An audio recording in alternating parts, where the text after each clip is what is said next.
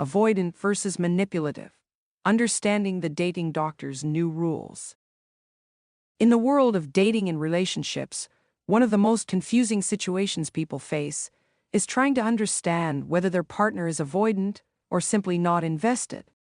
Dr. Orion Taraban, widely known as the dating doctor, breaks down this critical distinction in his recent talk, and his insights reveal a new set of rules for dating in today's world. At its core, the challenge is this: a person can genuinely like aspects of you, your company, your kindness, your energy, but that doesn't necessarily mean they are committed to building a relationship. And building a relationship requires more than attraction or convenience. It requires mutual consideration, investment, and the creation of space for both partners' needs. So how do you know whether you're dealing with a partner who has an avoidant attachment style or someone who is consciously using avoidance as a strategy of control? Avoidance versus instrumental avoidance.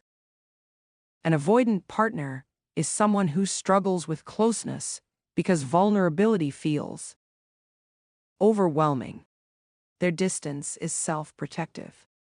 They may retreat into themselves or struggle to express emotion, but they are not deliberately trying to harm or manipulate you. By contrast, instrumental avoidance is not an attachment style. It's a strategy.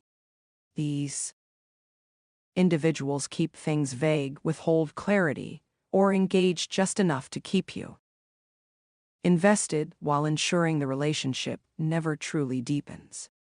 It's about maintaining access to what you provide, companionship, intimacy, or validation, without reciprocating at the same level. This creates a painful loop of confusion. You find yourself fighting for the bare minimum, and over time, your standards shift downward. What once seemed unacceptable starts to feel normal. Dr. Taraban calls this re-traumatization, especially for people who already have a history of tolerating neglect. Boundaries, safety versus power. The first sign to distinguish the two lies in how boundaries are treated. Avoidant individuals see boundaries as a way to preserve their sense of safety. Their coldness is not intended to harm, but to protect their inner world. If you express discomfort with their behavior, they may not react warmly, but they will try to adjust in order to maintain peace.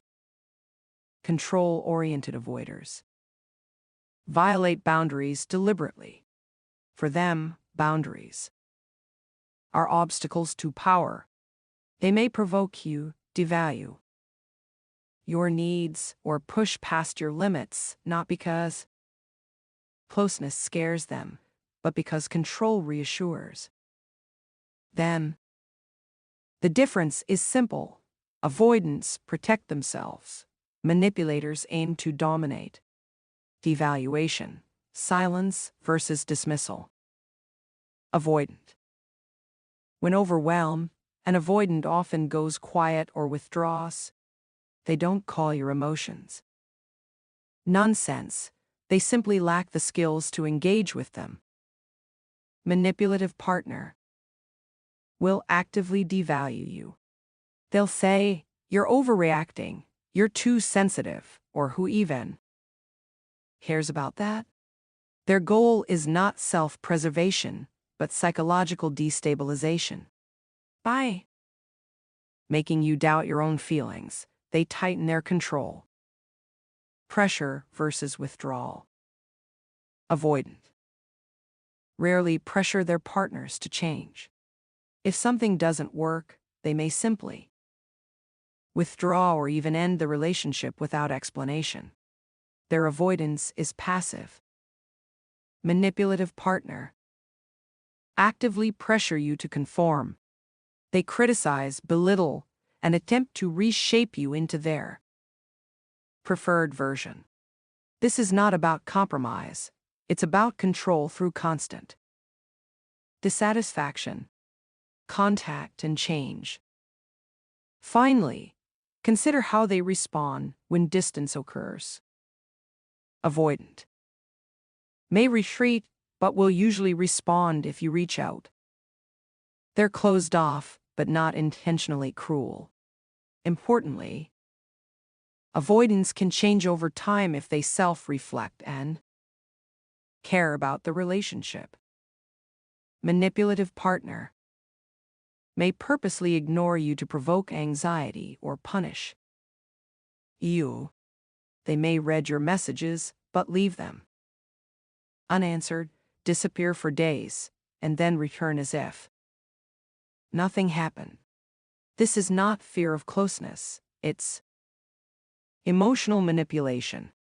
Unlike avoidance, these individuals rarely change because their strategy is deliberate and self-serving. The new dating rule: stop excusing control. The most dangerous trap is mistaking manipulation for emotional limitation.